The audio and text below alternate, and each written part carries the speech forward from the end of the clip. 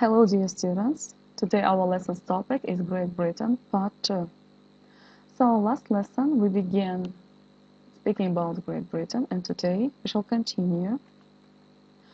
This lesson is for the first year students of Economy faculty, lesson 10, presented by Ergasheva Dilorom. Activities of this lesson are watching video, listening tasks, vocabulary exercises, reading for detail, multiple choice tests, structuring and ordering, and writing. So first, let's begin with watching the video. Watch the video History of Great Britain and try to remember the most important events and their dates.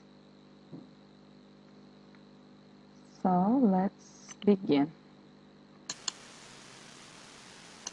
The history of Great Britain, which is not so great anymore, but it was.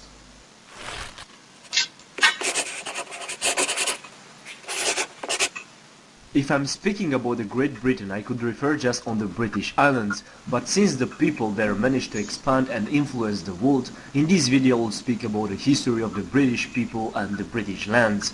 Let's start from the beginnings. The Kingdom of Great Britain came into being on the 1st of May 1707 as a result of the political union of the Kingdom of England and the Kingdom of Scotland.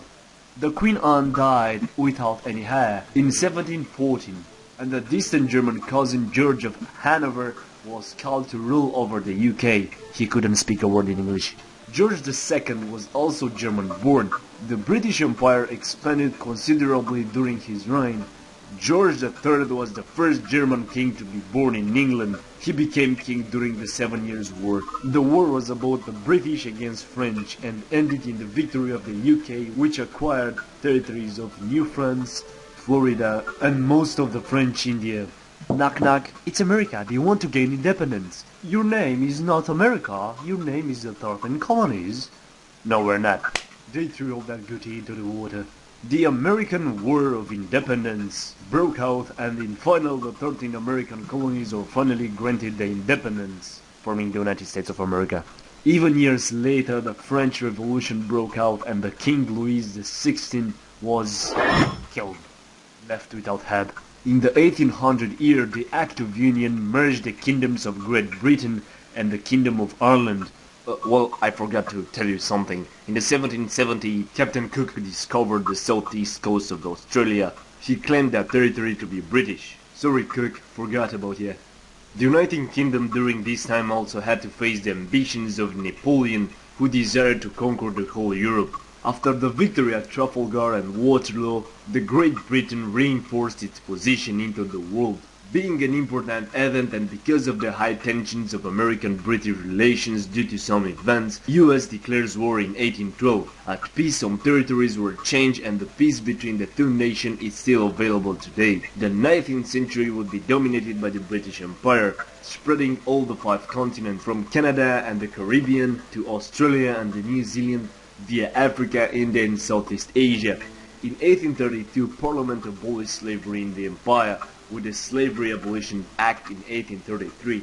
Victoria became queen in 1837 at the age of 18 in her long reign until 1901. What? 1901? 1901 minus 1837 is 64 years? Yeah, okay. In her long reign until 1901, Britain reached the zenith of the economic and political power. Exciting new technologies such as the steamships, photography, railroads and telegraphs appeared. Knock knock, it's America. No, it's the First World War. Austria declares war on Serbia because of the death of this guy. Russia entered on Serbian side, Germany stays with Austria, so they are enemies with Russia now, but Russia had 2 friends, these guys. Awesome, right? Now everyone is at war. The war had been won by Britain and its allies, but the human and financial costs were huge. The war should never exist again. Britain gained the German colony of Tanganyika and the part of Togoland in Africa. The Anglo-Irish War was fought between the Crown Forces and the Irish Republican Army from 1919 to 1921. The war ended with the Anglo-Irish Treaty of December 1921 that established the Irish Free State.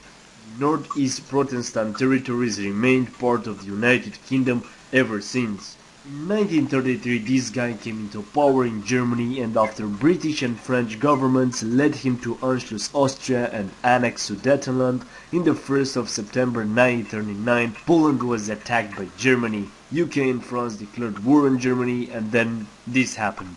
British forces resisted against Hitler's ambitions to conquer the island. The London was bombed. Then Britain became the bomber. On the 6th of June 1944 the D-Day happened.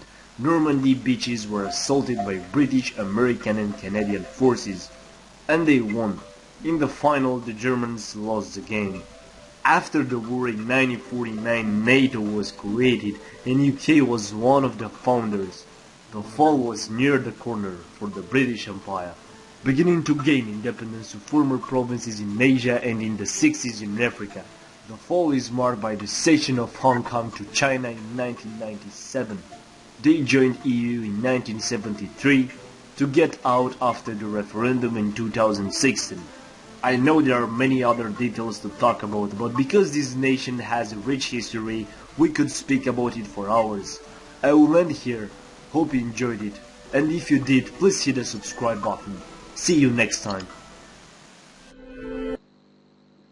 Dear students, I hope you liked this funny animated video about the history of Great Britain, containing some jokes, but nevertheless it has very important information about the history of Great Britain, and that is why I try to remember the events and their dates. Next lesson you will have a test based on the information from this video.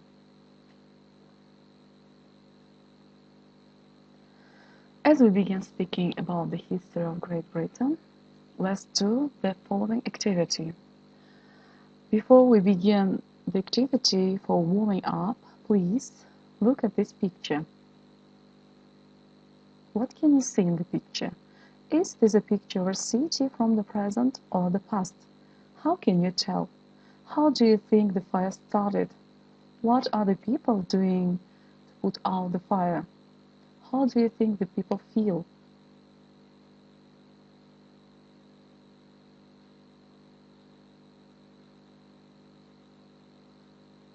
Right now, you will have a listening practice.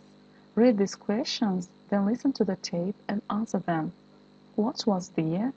Which city was burning? Who was Christopher Wren? How did the fire start? What happened at the end of this episode? So, let's begin listening.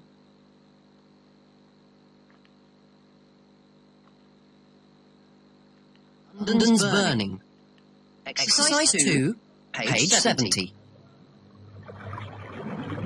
The Vikings had tied a weight around the professor's legs, and he sank quickly into the water. He didn't feel cold, he didn't feel anything. The water was black, and he could feel himself being pulled down. Then the weight broke off, and the ropes around his arms and legs came free.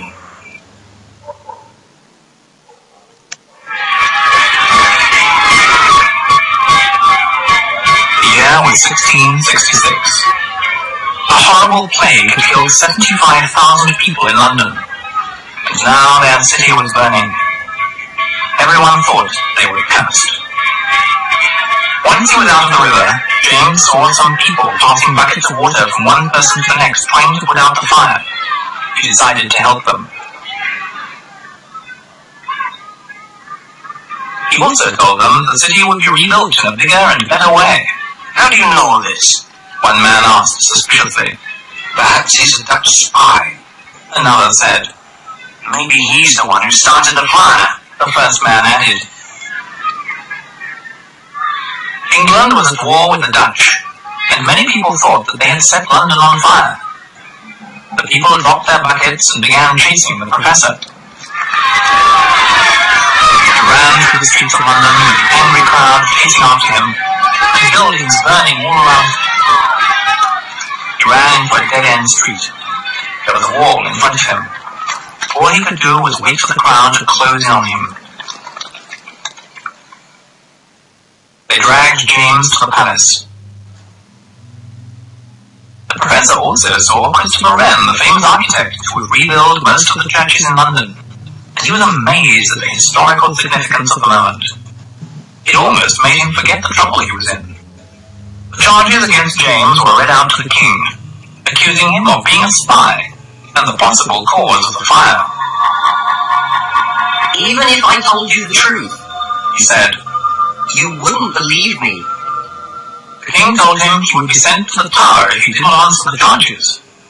James didn't think they would believe him, but he told them that it was the king's baker who had started the fire by accident, and that it had spread because of the wind, because all the buildings were made of wood. Everyone listened with interest. The king asked him how he knew this. I'm from the 21st century. I've been sent here by mistake. He said. Everyone began to laugh. The king was furious. He thought the professor was treating him like a fool.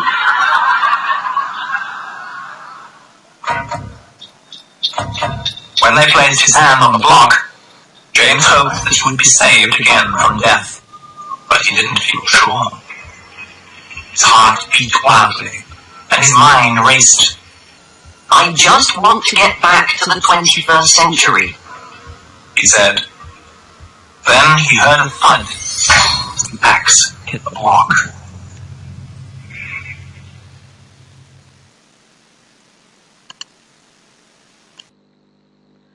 You have listened the story, and right now, please answer the questions.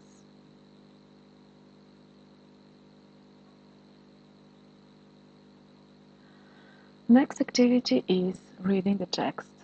6 sentences have been removed from the text. Choose from the sentence AF the one which fits each gap 1-5. There is an example at the beginning. For example, here. So, this text is about Christopher Wren. You should read it.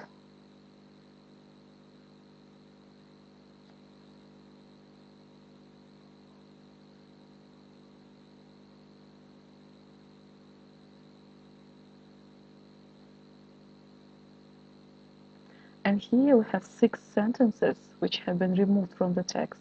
You should read and put them into their correct place.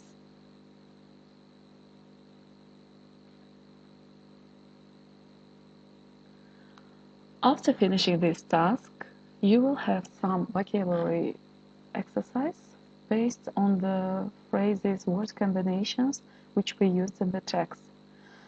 So fill in the correct form from the list below. Use keywords only once. For example, such words as beat, that, and, to answer, to be, to start, put out, to set, to chop off, to tell, to treat, came, to accuse. For example, the first, the fire. What can we do with the fire? Of course, to set the fire.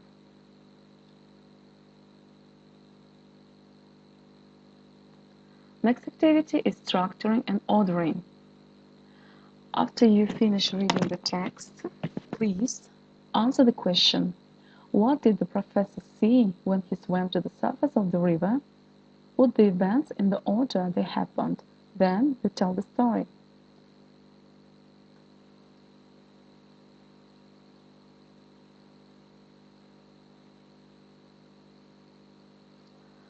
So, after this, you will have some vocabulary and grammar exercise.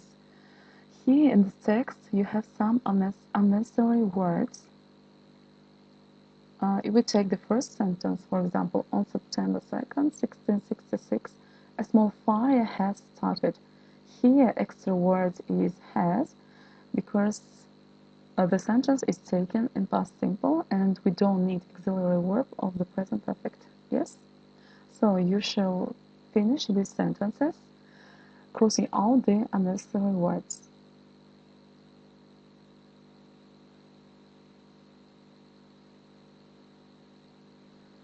Next activity is writing. Look at the table and then listen to the tape and fill in the missing words. Finally, use the information to make a poster for a tourist information center in London. Here we have some posters on Tower Bridge, the Tower of London, Big Ben, Buckingham Palace. So let's begin listening and then you will do this activity.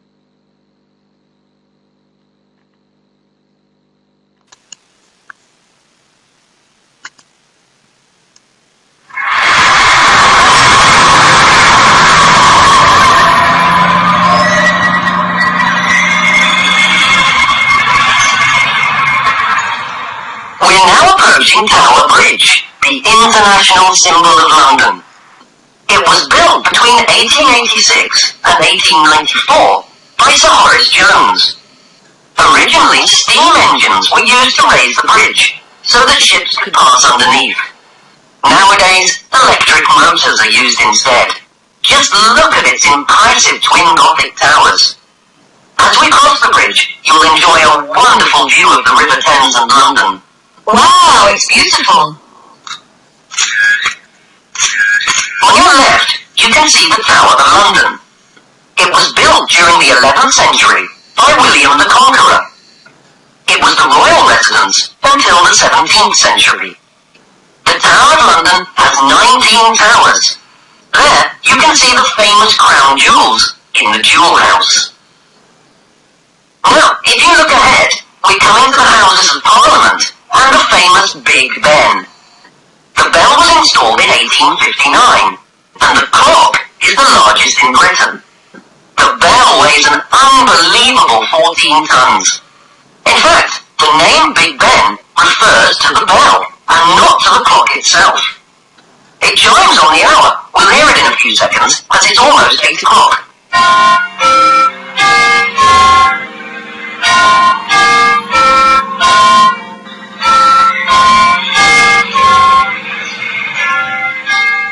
Last on today's tour is majestic Buckingham Palace. It was built in 1703 by the Duke of Buckingham. Victoria was the first queen to live there. As you can see, the royal standard is flying above the palace. This means that the queen is in residence. Every morning, a changing of the guard ceremony takes place. You'll get to see that later. Okay, we'll be stopping here for 10 minutes to give you all a chance to take some photos.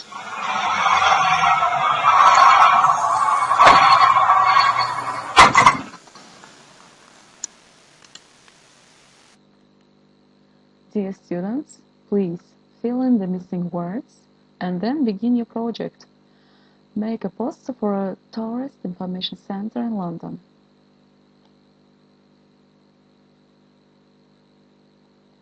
Here we have one more activity. It is also based on the history of England. Here we have multiple choice tests. As you see, here we see that some words are left and we have some versions A, B, C, and you should choose from this the words which suits best.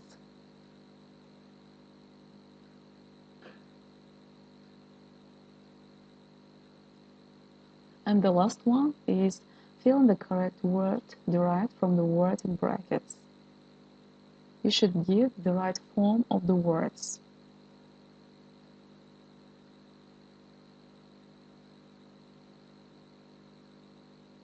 So this was the last task and our lesson is over.